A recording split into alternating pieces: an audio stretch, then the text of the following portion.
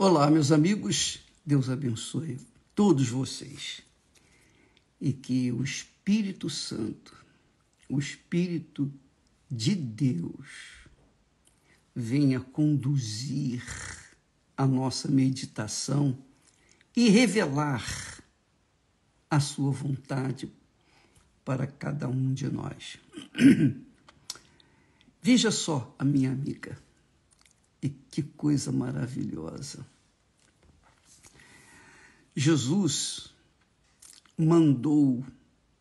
deu autoridade para os seus discípulos, 70 discípulos.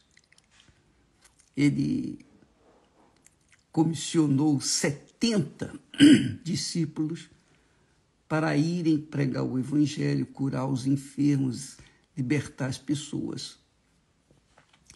E eles voltaram, que bacana, eles voltaram felizes da vida. Eles voltaram alegres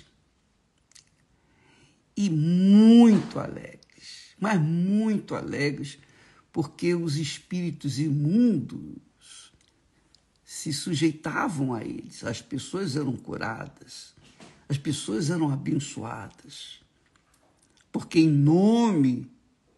o nome de Jesus, na autoridade de Jesus e na palavra de Jesus, então eles fizeram coisas extraordinárias.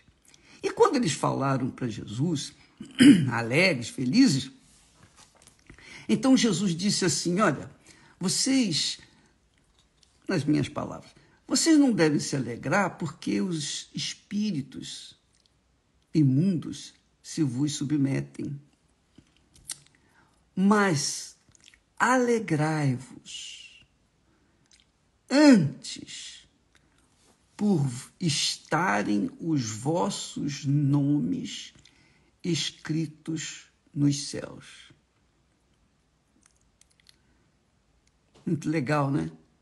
Quer dizer, Jesus está falando aqui o seguinte: olha, vocês não devem se alegrar pelas curas, pelas maravilhas, pelos milagres, pelos resultados, ou pelo resultado da evangelização, do trabalho maravilhoso que foi feito. Mas, se há uma coisa que vocês têm que se alegrar, é porque o nome de vocês está escrito no livro da vida, está escrito nos céus. E então, interessante isso, quando Jesus falou isso, na mesma hora, olha só que bacana, na mesma hora, diz o texto que Jesus se alegrou em espírito.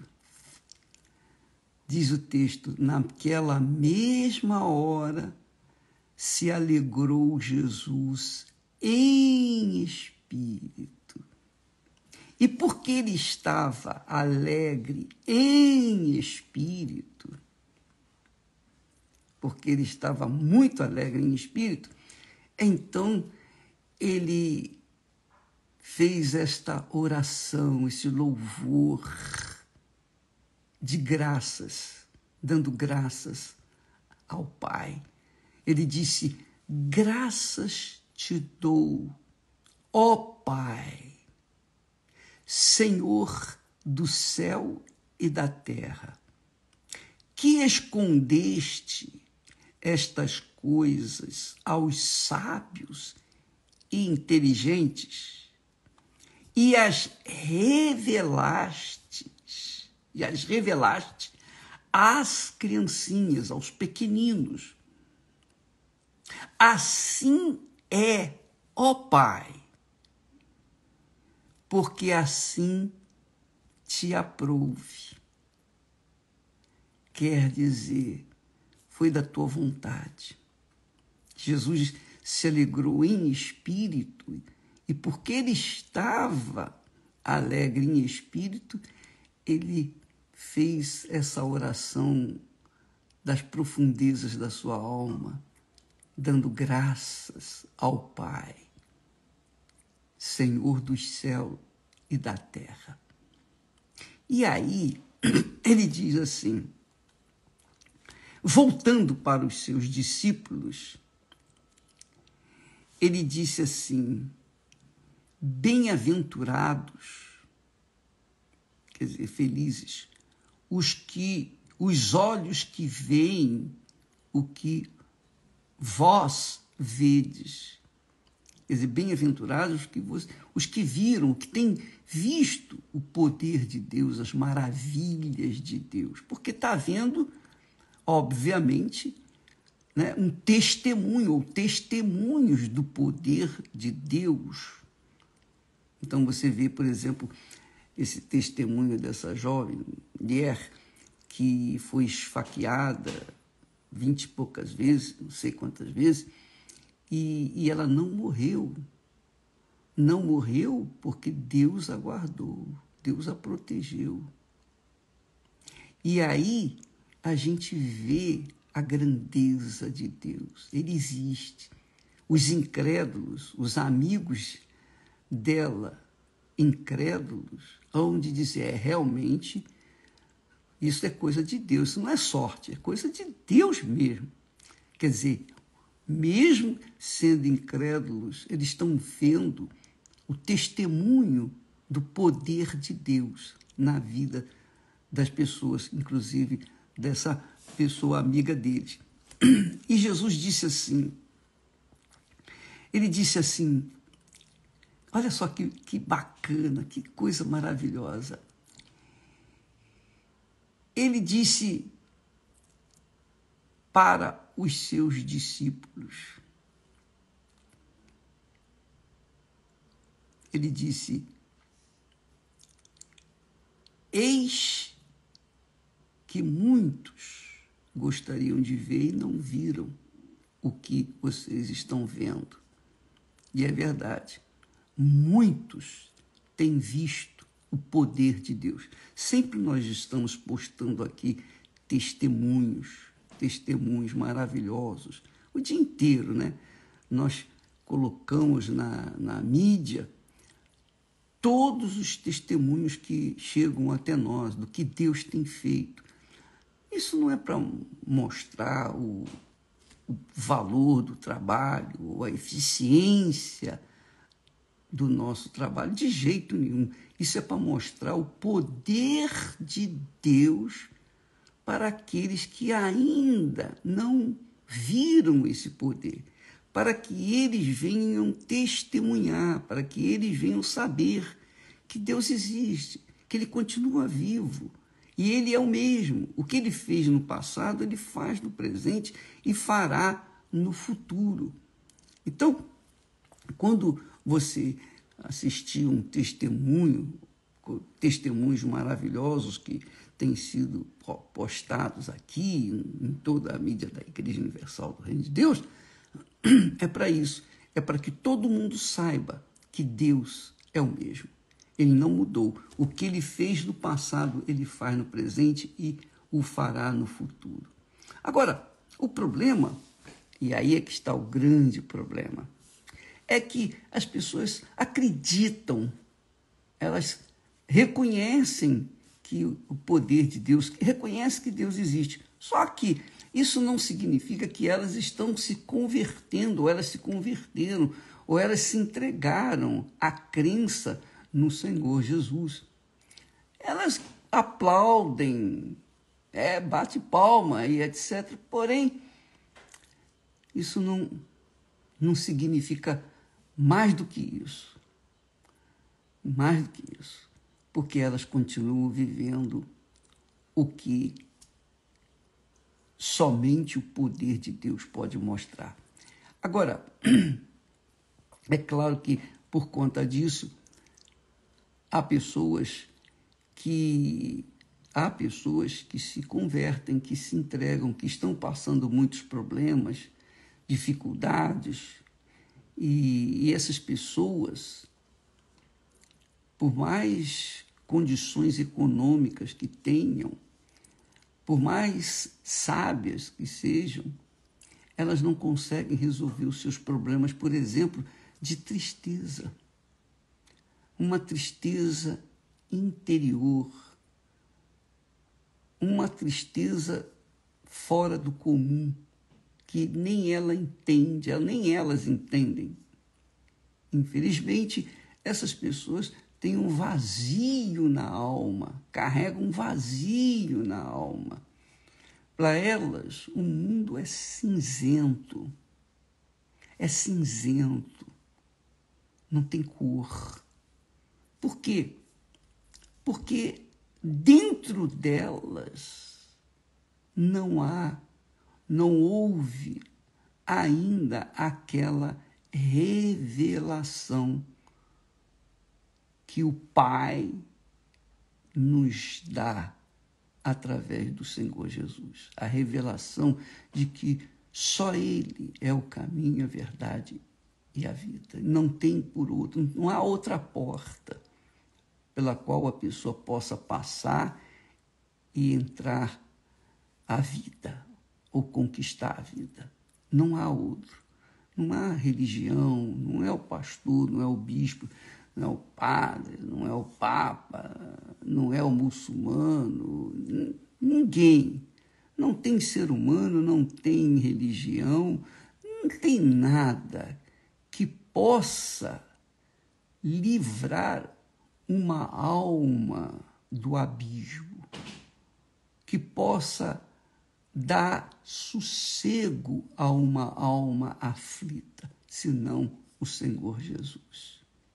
Por isso ele morreu, para que pudesse dar a nós o que nós precisamos.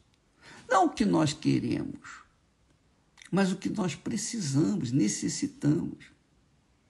Deus, amiga e amigo, está sempre pronto para ouvir os nossos clamores. Mas os clamores que venham atender à vontade dele. É claro que ele quer curar, ele quer libertar, ele quer salvar, ele quer fazer maravilhas na vida da pessoa. Mas, sobretudo, ele quer ser reconhecido. Ele quer ser reconhecido como Senhor. É isso aí. E enquanto a pessoa não entender isso, e não obedecer, e não se sujeitar ao senhorio dele, a pessoa vai continuar sofrendo, gemendo, e ninguém pode fazer nada por ela. Ninguém pode ajudá-la. Por quê? Porque o problema espiritual se resolve de forma espiritual. Não é um problema emocional. É um problema estritamente espiritual. Que Deus faz resolver quando a pessoa é humilde em espírito. Difícil é ser humilde em espírito, porque todo mundo acha que pode isso, pode aquilo, acha que pode contar. O mundo conta com a força do seu braço, com o poder da sua inteligência, sua capacidade. Enquanto a pessoa estiver na dependência da sua força, do seu braço, ela vai sofrer. Porque se o problema é espiritual, como que você pode resolver na base da força da carne? Não é? Como vai resolver um problema dessas guerras que estão acontecendo na Europa, lá no Oriente? Como que se pode resolver esse problema na base da força? Não resolve nunca. Sempre vai haver matanças, sempre vai haver injustiças, dores, sofrimento. E não há como resolver, porque o problema é espiritual, é estritamente espiritual. E se o problema é espiritual, só tem um que pode resolver. É o Pai dos Espíritos. É o Pai eterno. É o nosso Senhor e Salvador Jesus Cristo. Então, amiga e amigo, eu não sei o que você está passando. Eu sei que muitos problemas têm aí expostos no nosso Instagram, Telegram. Muitas pessoas expõem as suas dores, seus sofrimentos, mas a gente pode orar, eu oro para Deus iluminar o entendimento, porque se ele não iluminar o entendimento das pessoas, elas não vão se submeter a ele. Elas têm que entender, tem que cair a ficha, que sem ele não há como a pessoa resolver os seus problemas. Eu parto do seguinte princípio, que é o que aconteceu comigo. Se a gente recebe o Espírito de Deus, a gente se torna a pessoa mais rica na face da terra, porque o Espírito de Deus nos guiará no caminho, na vereda da justiça, na vereda do que é certo. Ele nos guiará aos caminhos, ele nos guiará aos pastos verdejantes e às águas tranquilas de descanso. Ele satisfará os desejos do nosso coração. Mas primeiro, nós temos que recebê-lo, submeter a nossa vida a ele. Submeter a nossa vida a ele. Porque foi isso que nós perdemos, quer dizer, na pessoa de Adão e Eva. Adão e Eva viviam uma vida maravilhosa, não tinham problema de nada, não faltava nada. Enfim, eram perfeitos, não tinham doença, não tinham enfermidade, não tinha nada, nem resfriado eles tinham. Eles viviam na perfeição da presença de Deus. Tinham o mundo a seus pés, o domínio sobre tudo. Mas quando eles desobedeceram a Deus, que significa deixaram de servir ao Senhor, por isso Jesus na oração disse: Senhor, graças te dou, ó Pai, Senhor dos céus e da terra. Ele é Senhor. E ninguém mais é Senhor. Somente Ele é Senhor, um único Senhor.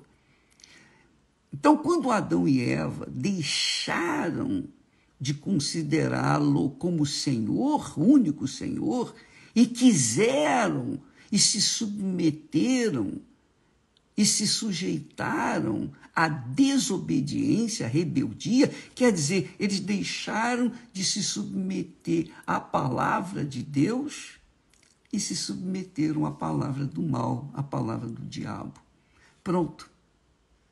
A partir dali, nasceu a humanidade corrupta, toda perdida, desorientada.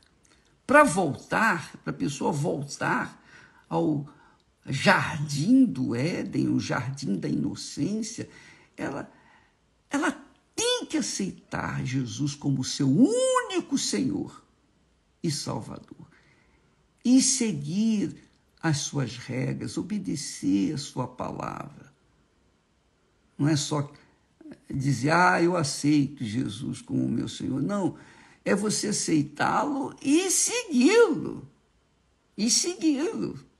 Se você segui-lo, que quer dizer obedecer a sua palavra, você vai ser feliz. É o que aconteceu com os discípulos, 70 que saíram curando, libertando, expulsando demônios. E eles voltaram alegres, felizes. Por que aconteceu isso?